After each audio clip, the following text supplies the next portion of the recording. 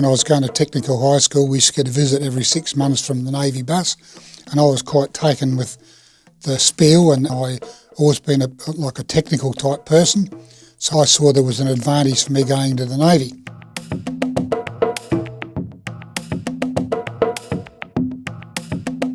When Vietnam came along, they took her into Garden Island dockyard, gave her a quick refit, and then she was set ready then for the first trip north with all the troops and all the gear they could carry.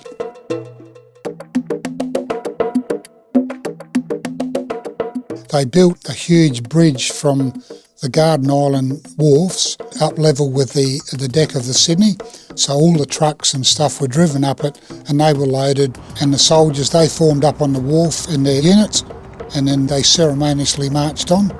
It was actually pretty good because a lot of the sailors on Sydney had to sleep in hammocks because the soldiers coming on, and they chose to do that purely because they thought that they wanted these guys to be as comfortable as they could, because they're not going to get it real easy when they get to the other end. Oh, they loved it. Oh, well, there's a movie every night for them. They got a beer issue. The PTIs got them up on the flight deck every morning and gave them their exercises. And then the gunnery people got them down the after end for rifle practice or gunnery practice. Dude, I thought it was Christmas.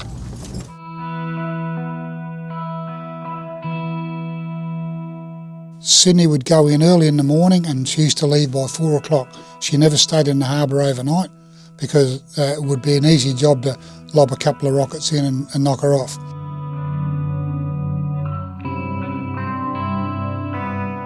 Very gaunt, very quiet.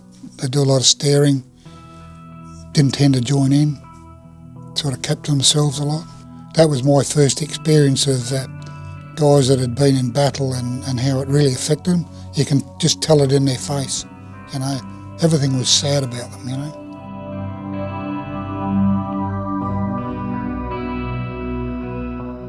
It was quite an experience the last trip because, number one, all our hospital on board got filled up with wounded and other sick guys, more so than we'd have ever seen. In fact, we had to finish up pinching a mess off the soldiers and using that to bed down these sick and injured. They got the military equipment on there that they had to bring back, and I think a lot of them was stuff that was still operational was given to the South Vietnamese. There was a lot of the stuff there. They just dug a big trench and they just pushed everything in there, put hand grenades in them and drums of diesel, let them off, exploded it all, and then got the bulldozers just to cover it over.